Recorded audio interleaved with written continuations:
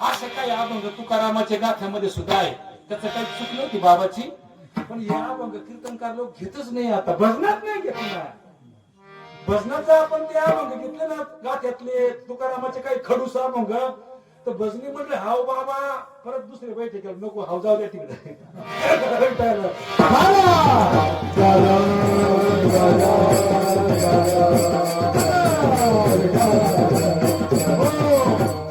आज विठ्ठलबाबांची मालिका आहे, त्या मालिकेमध्ये जुनी अभंग आहे. इतके अनुभवाचे अभंग आहेत, इतके म्हणजे का ते अभंग कोणीच गात बी नाही, भजनात बी म्हणत नाही असे अभंग आहेत. म्हणजे तुम्ही मालिका पहा जरा, बाबांकडे असेल ती चाळून पहा. सांगू का तुम्हाला त्यात एक अभंग, म्हणजे तेवढाच पाठ आहे बरं का, तुम्ही सांगशील. हरी भजन काळ घालवू नको रे, हरी भजन काळ घालवू नको रे, हरी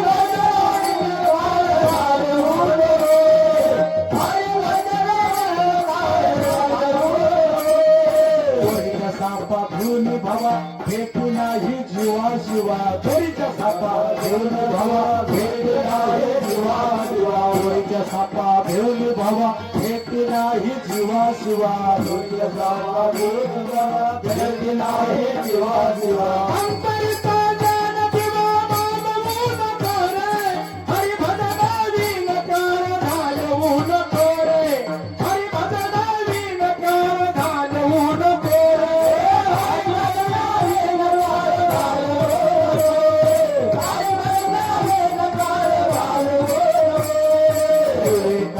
धरून बोल आयुष्य बोला जेकी बोल, विवेकाची धरून बोल विवेकाची धरून बोल आयुष्य बोला जेकी बोल, विवेकाचे धरून बोल आयुष्य बोला आपल्या मते उठीची खरं घालवू नको रे, हरी भजनावी नकार घालवू नको रे, हरी भजनावी नकार घालवू नको रे.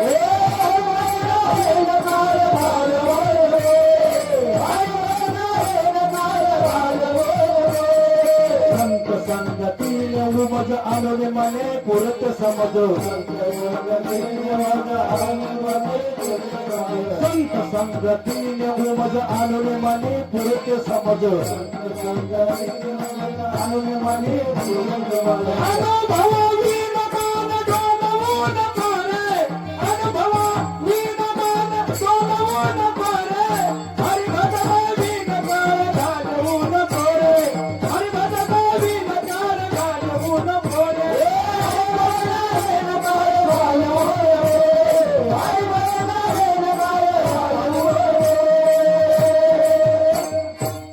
कोणाचा अभंग आहे? सोयराबाईचा. सोयरा म्हणे ज्ञान ज्योती तेथे कैची दिवस राहते, तया विन नेत्रपाती हलवू नको रे. सांगा या गोष्टी आताच्या सगळेच लोक आपण म्हणत, तेव्हा तुकोबरायाची अशा अनुभवाचे खूप अभंग आहेत. हो, स्थितीपर आहेत, उपदेशपर आहेत, सगळ्या प्रकारचे आहेत, पण ते लोक म्हणत नुसतं, पण आतमध्ये शिरत नाही. जर गुदगुरु तुकोबरायाला ज्यापर्यंत ही स्थिती प्राप्त होत नाही नव्हती ना, त्यावेळेस तुकोबराय रडायचे.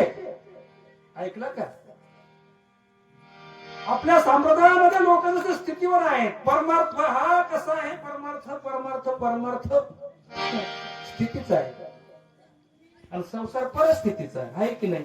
तुकोबरायाला ती स्थिती प्राप्त होत नव्हती, तेव्हा पांडुरंगाकडे उभे राहायचे आणि रडायचे. काही ऐशी दशा येईल माझ्या अंगा, चित्त पांडुरंगा झुरत असे, नाठमुरी देहा पायाचे चिंतन, अवसरात क्षण नाही मधी, देवाता ऐसा करी उपकार, देहाचा विसर पाडी मज, तरी हात जीव सुखबावे माझा, बर्विकेशी राजा कळवाले. जेव्हा देहाचा विसर पडला त्यावेळेस आहे ना, मग थोडी भाषा पुढे महाराजांची पद्धत केली. तिकडे शिंदे कडूपण गेले, पैसे आम्हा केले पांडुरंगे, काम क्रोध लोक निमाले ठाईची, अवघी आनंदाची सृष्टी झाली. हा संतापासून मिळणारा अनुभव आहे, आनंद आहे, याला सुख म्हटलंय. विठ्ठल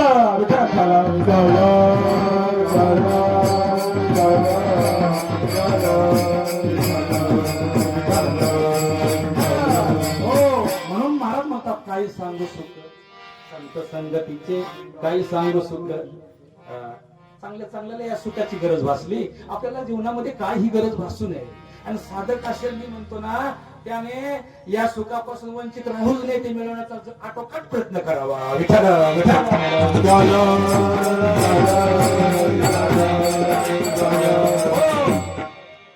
नारद मुनी वैकुंठामध्ये विष्णू भगवंताकडे गेले आणि नारायणाला सांगितलं, देवा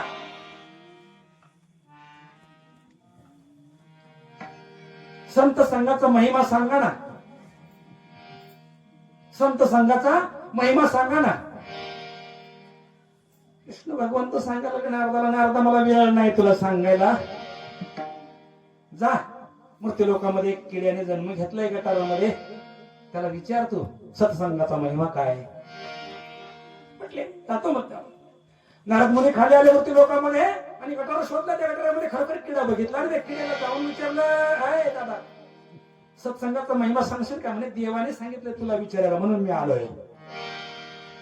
तो किडा त्या नारदाला पाहिल्याबरोबर तो बोलला तर नाहीच नाही, मला लगेच गतप्रणाम झाला, म्हणजे मरून गेला, मेलं ते. गेलं परत देवाकडं, देवा त्याने सत्संगाचा महिमा मला सांगितलं तर नाहीच नाही, पण ते मला पहिल्या मरून गेलं म्हटलं. मग देवाने सांगितलं असं कर नारदा, पुन्हा जा आणि कुंपणावरती एक सरड्याने जन्म घेतलेला आहे म्हटले, त्या सरड्याला जाऊन विचार सत्संगाचा महिमा. गेला नारद पुन्हा आणखी मृत्यू लोकांमध्ये आणि खरोखर त्याने तो सरडा शोधला. आणि त्या सरड्या पाहिल्याबरोबर तो सरडा असा मान आलायचा, ओळखलं त्याने, हा सरडा असावा बुवा.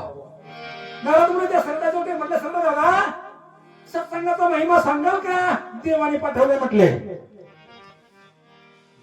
सरडागत प्राण झाला, तोही मेला बाबा.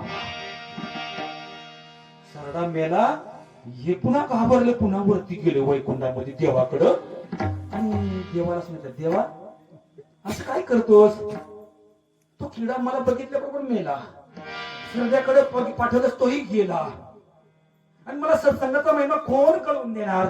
नारदा आता काय सांगू का तुला, हे बघ आता जा पुन्हा मृत्यू लोकांमध्ये 2 दिवसाने आणि एका पोपटाने जन्म घेतलेला आहे नुकत्याच, त्या पोपटाला विचार का पोपट मोठे मोठे बोलतो. नारद पुन्हा मृत्यू लोकांमध्ये आला, पोपट शोधला आणखी एकदा, आणि मग 2 दिवसांनी आता कोणाकडे जाऊ म्हटले, एका गायीच्या पोटी वासराने जन्म घेतलेला आहे, तो तुला महिमा सांगेल. आता मात्र नारद मुनीला आशा होती, आता वासर सांगायलाच बुवा, का गायीपासून जन्म झालाय ना. हो, नारद मुनी मोठ्या अपेक्षेने आले आणि नारद मुनी अपेक्षेने आल्यानंतर त्या गायीचं वासरू शोधलं, ती नुकतीच व्यालेली गाय होती, त्या वासराजवळ गेले आणि मुनीने सांगितलं, हे दादा वासरू दादा, सत्संगाचा महिमा मला सांगशील का म्हटले, देवाने पाठवलंय तुला विचारायला. वासरूगत प्राण झालं, किडा मेला, सरडा मेला, पोपट मेला, वासरूही मेला. आता मात्र नारदाची निराशा झाली, ते पुन्हा वैकुंठामध्ये गेले, देवाला भांडायला लागलं, देवा असं काय करतो, सत्संगाचा महिमा तुला सांगता येईल तर सांग, दुसऱ्याकडे कशाला पाठवता आले, ते मला बघितल्याबरोबर मी का करंटा आहे का काय, करंट कपाजाचे नाम नाही वाचे नाही का, उपजोनी करंटा नेणे आदोळत वाटा नाही का, असं मी का करंट आहे का. मी नारद महर्षी असताना मला पाहिल्याबरोबर ते जीव मेले, म्हणजे मला ते काय सांगत असतील. जर जगाने पाहिलं असतं तर मी मात्र अभागी ठरलो असतो, आता माझा नारदपणाची सगळी किंमत गेली असते. हो, आणि मग आता मात्र खरं सांगतो मी तुला नारदा, एक वेळ जा, 5व्यांदा जा, एका राजघराण्यामध्ये एका मुलाचा जन्म झालाय, त्या मुलाला सत्संगाचा महिमा तो विचार. नारद मुनी गेले मृत्यू लोकांमध्ये, राजाकडे गेले. राजाला नारद मुनीला पाहिल्याबरोबर आनंद झाला, संत येते घरा तोची दिवाळी दसरा, मोठा आनंद झाला. अतिथी देवो भव, अतिथी म्हणून आज संत माझ्या घरी आणि तेही पूजनीय वंदनीय असे नारद महर्षी आले. राजाला आनंद झाला. आनंदाच्या भरामध्ये पाद्यपूजा झाली, आदरातिथ्य सगळं झालं. षोडशोपचारी पूजा झाल्यानंतर राजाने सांगितलं महाराज बसा, असं नसतं. नारद महर्षीने सांगितलं तुमचं नुकताच जन्मलेलं बाळ कुठे आहे म्हटले. म्हणे त्या तिकडे पाळण्यामध्ये झोपले, पाळण्यामध्ये झोपले, मला त्याला बघायचं आहे. ना म्हटले आता संत बाळाला पाहायला आले म्हणजे माझ्या भाग्याचं काहीतरी चांगलं कर्म असेल, त्याला काहीतरी भविष्य समजलं असेल, म्हणून नारद महर्षी माझ्या बाळाला भेटायला आले. राजांनी परवानगी दिली. नारद मुनी पाळण्याजवळ गेले आणि बाळाला सांगितले बाळा संतांचा महिमा सांगशील का म्हटले. देवाने पाठवलंय. बाळ लगेच बोलायला लागलं. बाळ लगेच बोलायला लागलं. नारदाला धीर आला. बरं झालं आतापर्यंत 4 जण गेली होती पण हे बोललं बुवा मला. फटफटी बंद झाली, फटफटी बंद झाली. संतांचा महिमा सांगशील का मला. बाळ बोललं नारद मुनी तुम्हाला ज्याने माझ्यापर्यंत पाठवलं ना त्यांना माझ्यापर्यंत आणल्याशिवाय मी संतांचा महिमा सांगू शकत नाही.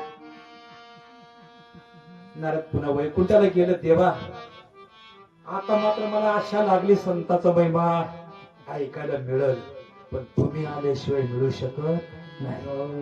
तुम्ही ज्यांच्याकडे मला पाठवलं त्याने मला तुमच्याकडे पुन्हा पाठवलं की त्यांना ज्यांनी तुम्हाला पाठवलं त्यांना घेऊन ये, म्हणून तुम्हाला यावंच लागलं. नाविलाजाने भगवंताला नारदाच्या सोबत यावं लागलं. आणि संत आणि देव दोघे जेव्हा पाहिले त्यावेळेस राजाला त्याच्या आनंदाला पारावर राहिला नाही. महाराज काय करू. पाहुणे पाहुणे पाहुणे घरासी, पाहुणे पाहुणे पाहुणे घरासी,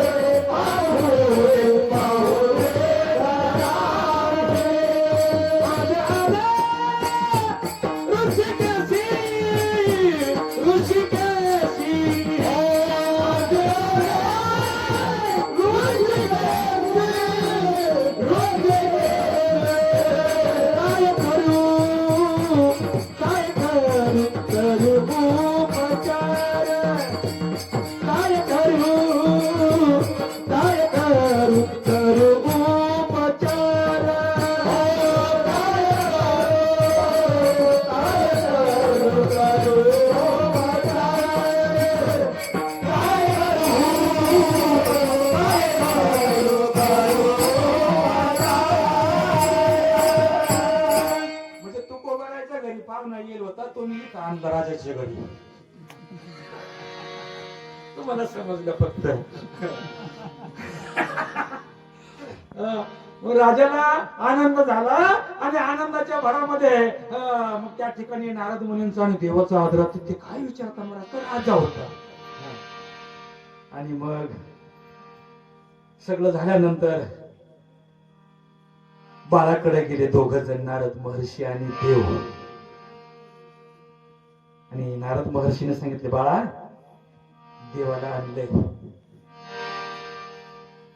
सांग संतांचा महिमा. बाळ बोललं नाही पण हात जोडले. अन्यथा शरण नास्ति त्वमेव शरणं मम तस्मात् कारुण्य भावेन रक्षस्व परमेश्वर. बाळाने दोन्ही हात जोडले, देवाला नमस्कार केला. बाळाने सांगितलं नारद महर्षी संतांचा महिमा हाच आहे की मी पहिल्या योनीमध्ये किड्याच्या जन्मात होतो आणि जेव्हा तुमचं दर्शन झालं मला थोडी बढती मिळाली आणि मी सरडा झालो. काय झालो? सरडा झालो. सरड्याच्या योनीमध्ये गेल्यानंतर पुन्हा तुमचं दर्शन झालं, मी पोपट झालो. अजून थोडी जास्त बढती मिळाली, वासरू झालं. आणि अजून पुढे जास्त बढती मिळाली, मानव देहात पदार्पण केलं. मानव देहात नुसतं पदार्पण नाही तर उच्च कुळात जन्माला आलं. उच्च कुळात नाही तर राजघराण्यात जन्माला आलं. राजघराण्यात नाही तर तुमच्या दर्शनाने मी पावन झालो, मला देव पाहायला मिळाला. विठ्ठल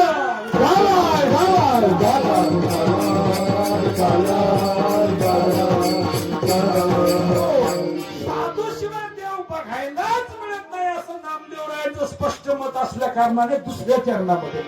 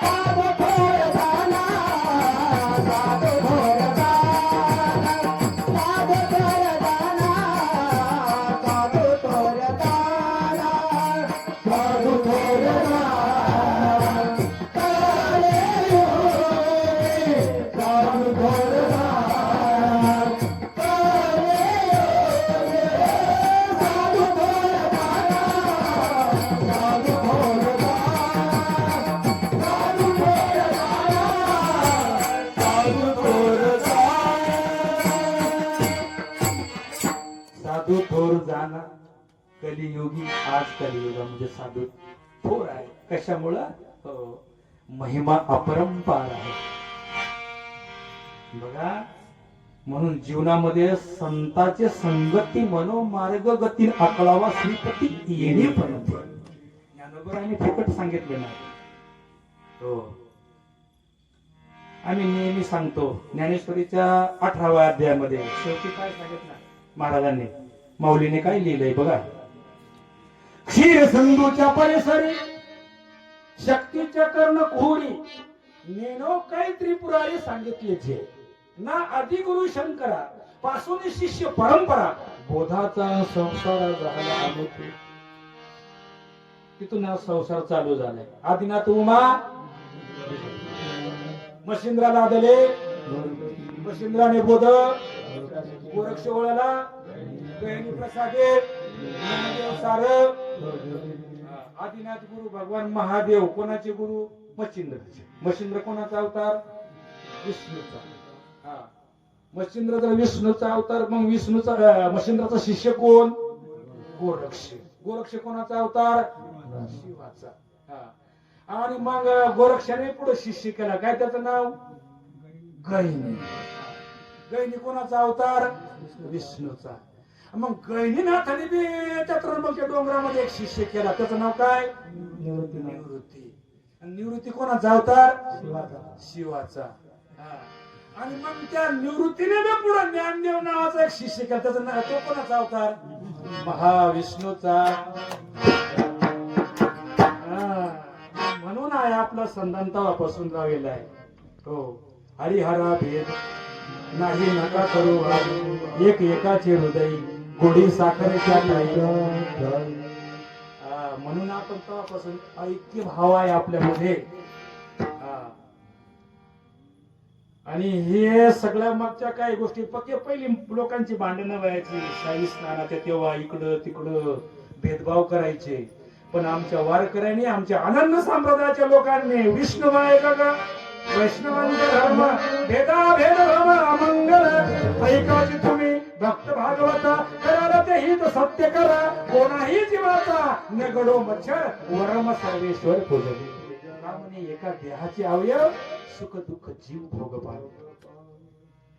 म्हणून हा वाद खंडन करून टाकलाय. म्हणून आम्हाला समदृष्टी प्राप्त झाले आणि समदृष्टीने आम्ही परमार्थ करू. साधू संताला समदृष्टीने पाहू आणि देवाला सुद्धा समदृष्टीने पाहू. का? ते दृष्टी देणारे ते आहे. कोण? संत.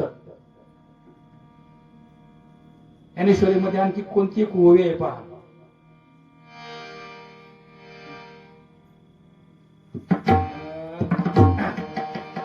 आत्मज्ञानेच चोखडी संत जे माझे रूपडी ते तर दृष्टी पडो आवडी कामिनी जैशी. काय मान ज्ञानोबारायांची भाषा आहे बघा. कामिनीचा संबंध कधी आला नाही ज्ञानोबारायाशी, बघितले नाही, त्या विषयातही नाही, पण गोड चिंतन ज्ञानोबाराया म्हणतात. आत्मज्ञाने परिपूर्ण गोथंबून भरलेले संत जे रुपडे आहेत ना, संतांचे रुपडे आहेत ना, त्या माझ्या अंतकरणामध्ये कामिनी सारखी पडोबा, म्हणजे त्यांच्यावर माझी दृष्टी खेळून राहो. जसं एखाद्या लोक माणसाला बाईचा येड राहतो का नाही. आता नाही लोकांना नसेल तुम्हाला कळत, पण नवीन वधू जर असेल पोरगी एखादी आणि ती नवरदेवाला पाया गेले तर ती कामिनी त्या पोऱ्याला सारखी पाहतच राहते का नाही.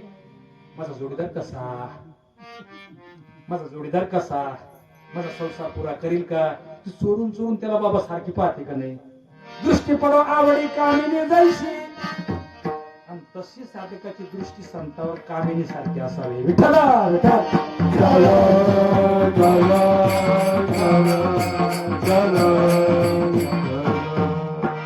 तुझं पाहता सामोरी दृष्टी न फिरे माघारी, माझे चित्त तुझे पाया विठी पडले पडले राहिले सांगितला निराळे.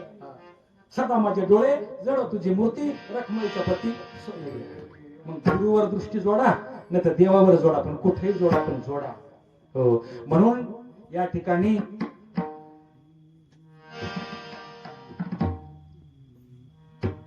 बाबांच्या शब्दाला मान देऊन या ठिकाणी याही वर्षी मला या ठिकाणी कीर्तनाची सेवा मिळवून दिली. मी माझं परम भाग्य समजतो. आणि तशी आतापर्यंत मी कधी सेवेला नकार दिला नाही आणि बऱ्याच वर्षापासून ही सेवा करत आलो. आणि इथं आल्यानंतर मला आनंदही खूप वाटतो, कारण इथली रेंजच वेगळी आहे. हे टावर आहे आलं त्यांच्याकडे आलं का मला नाचायल्याशिवाय राहतच नाही ते. अतिशय गोड. आणि सगळे साथ संगत मंडळी काही जरी नाही आले पण जे आहेत ते बी कमी नाही. श्रोते मंडळी जरी पहिल्या दिवशी कमी आहेत पण जे आहेत ते सुद्धा कमी नाही. इथे आल्यानंतर सगळं भरभरून मिळतं, प्रेम मिळतं. जो मंडपाच्या आतमध्ये आल्या एंट्री केल्याबरोबर लगेच लोकांना समाधान वाटत. आपल्याला लोकांना पाहिल्याबरोबर असं वाटतं की आपण कुठंतरी माहेराला आलो. बघाले सासरी आता मला माहेरी न्यावं. अशा पद्धतीने या ठिकाणी इथलं जे वातावरण, इथलं जे चैतन्य आहे ते फार निराळ आहे. आणि निवृत्तीनाथांच्या पायी दिंडी सोहळे आता लोकांचे चालू झालेत आणि मी माझं पण दिंडी पहिला मुक्काम आहे आणि आज दुसरा मुक्काम आहे. आणि तो सोहळा त्या ठिकाणी सोडून आणि आम्ही या ठिकाणी सेवा दिलेली आहे. का आता बोलायसारखं म्हणजे असं नको नको जीवाला होते. पुढच्या वर्षी येणारच नाही बुवा. 2-3 वर्षापासून असं सांगतो मी, पण ती वारी जवळ आली का बायकोला सांगतो नाही मला जावाच लागेल. अहो पक्का हात पाय दुखाडत आहेस काय जात आहेस बुवा सांगतो नाही होय. पण ते मग त्या लोकांना माझी वाट पाहते तिकडं महाराज काय आले नाही बुवा, मग माझी नाखुशी होईल बुवा, मला जायच पाहिजे. मग तेव्हा मग ना तेवढ्या क्षणांमध्ये ते सगळं दुःख मिळत लगेच तयारी सुरू होते आपोआप तिकडे जीव ओढाते. म्हणजे मला काय सांगायचं आहे की जो आनंद आहे, जो परमानंद आहे तो वारीमध्ये सुद्धा ओथंबून भरलेला आहे. म्हणून ज्ञानोबारायांनी माझी जीवीची आवडीन पंढरपुरा साऱ्या संतांनी वाऱ्या केल्या, महादेवाने सुद्धा वाऱ्या केल्या. म्हणून आपण सुद्धा वारी करावा, त्याचा अनुभव मिळावा, त्याची प्रसिद्धी काय म्हणून आम्ही हे सहज करून गेलो. तर बराच आम्हाला सुद्धा त्याच्यामध्ये आहे ना थोडी लोकसंख्या करता करता करता एक दुसऱ्या तिसऱ्या मुक्कामाला लोक वाढत चालते. तर लोक आता माझ्यावर डोळं काढत आहे तिकडे आमच्या भागात. डोळं म्हणजे असा आता नाही रे महाराज झाला तर पण त्याच्या मग कवडी लोक बुवा त्याच्या पाठीमाग बुवा असं नाही काही राहते. ती कृपा निवृत्तीनाथाची आहे, आपलं काहीच नाही. जप तप अनुष्ठान व्यर्थ कासय करणे, तीर्थव्रत यमन यमन लगे दैवता धरणे, आसन मुद्रा ध्यान धाड लगे वाहन सिमरणे, केशव माधव अच्युत वदता होणे पाठ धारणे. ओम नमो भगवते राम कृष्ण वासुदेवा. शरीर शोषण प्राण निरोधन मनोजय हरि बोल. गुजपिदाना कुंडलिने कडिमला धमंग गुरुबाईचा शेत करून परिओ बनंग ब्रह्मरंध्रे मिसळे परिओ मोक्षोदंग ओम नमो भगवते राम कृष्ण वासुदेवा. बराच मोठा वासुदेव आहे. एकनाथ महाराजांचा सगळा अनुभव या वासुदेवामध्ये सांगितलेला आहे. म्हणजे तुम्हाला चिंतनाने जे अनुभव येतील ते वारीने सहज येऊ शकतात असं मला म्हणायचं आहे. म्हणून जीवनामध्ये आम्ही वारीला थोडस स्थान दिलंय आणि बरेच लोक घडवले. म्हणजे तरुण पोरं जे आहेत ना फसून चला लय मजा आहे लय अशी फसून दिली. तुम्हाला सांगतो एकाला सांगला नाही माळ घाल का काय कर घालून घेतल्या पोरांनी. आता ना एक नंबर हरिपाठ करत आहे. एक नंबर हरिपाठ करत आहे आणि 4-5 तालुक्यामध्ये फेमस आहे बिलवाडीचा हरिपाठ म्हणजे हे आपण नाही केलं तो करून घेतो. म्हणजे असं बी केल्यानंतर कसा माणूस खटनट यारे शुद्ध होऊन जाणे गंगोत्री भावे तो खंडळा. म्हणून हे शुद्धीकरणाचं स्थान आहे. हे क्षेत्र आहे. या क्षेत्राला विसरू नये. इथं यावं बसावं भजन पूजन मनन चिंतन सगळं करावं. तुमचा सगळं या ठिकाणी मल विक्षेप आवरण नावाचे जे दोष आहेत ना ते निघून जाते आणि ते गेल्याशिवाय उपयोग नाही. विठोबा रखुमा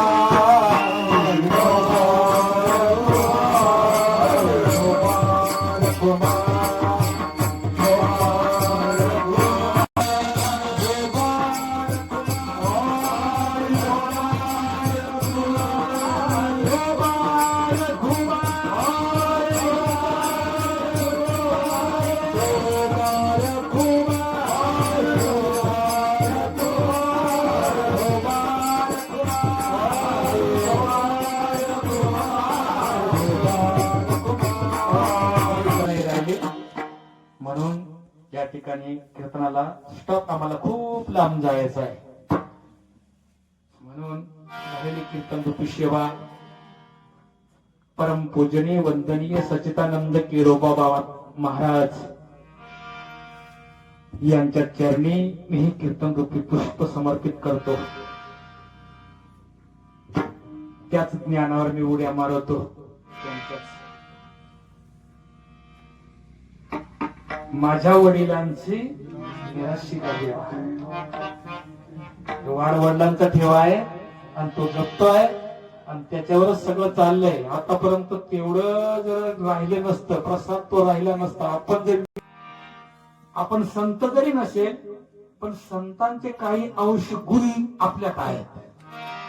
कारण संतांचा महिमा तो बहुदुर्गम. शाब्दिकांचे काम नाही. बहुत उधाड झाली जरी म्हैस गाय तरी काय होईल काम नेणू नाही का. आपण जरी संत नसेल पण संतांचा महिमा वर्णन करण्याकरता संतच लागत. डॉक्टरच पाहिजे की नाही. हे सगळं कीर्तन पुष्प मी बाबांच्या चरणी समर्पित करतो आणि सेवेला पूर्ण विराम देतो. ज्ञानेश्वर पाऊली ज्ञानराज पाऊली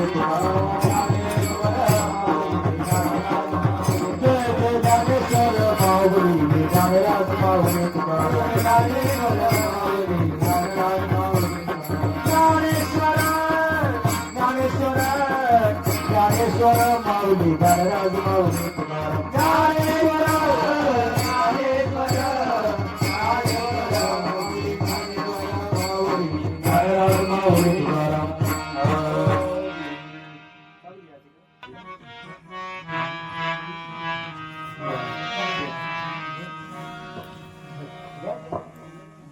नामामध्ये गाय नामामध्ये गाय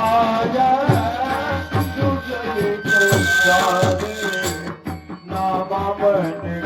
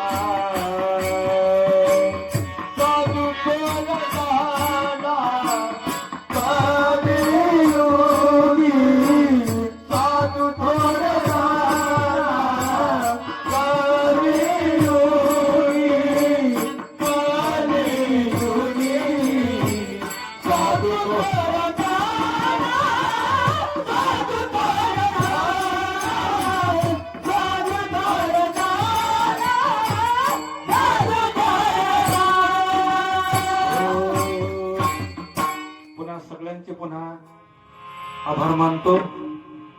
पेठी मास्तर भाऊ मी पहिल्यांदाच पाहत आहे. कुठले दादा तुम्ही? ठाणगाव? ठाणगावचा नाही दादा, ठाणगावचा तू? मी तर तुझ्या गावाला पका येळा येत तर मला दिसेलच नाही तू. हाय हाय हाय एकच नंबर. नाही ना त्यांना ओळखतो तुम्ही यंदा तर, पण ती सिस्टीम नवीनच पाहिली मस्त उत्कृष्ट गोड.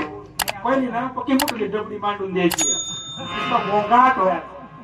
आता एकदम ओके कामात. सगळ्यांचे आभार मानतो. उत्कृष्ट साथ दिली आणि म्हणून मलाही बोलता आलं. म्हणून किती वर्णन केलं तरी थोडं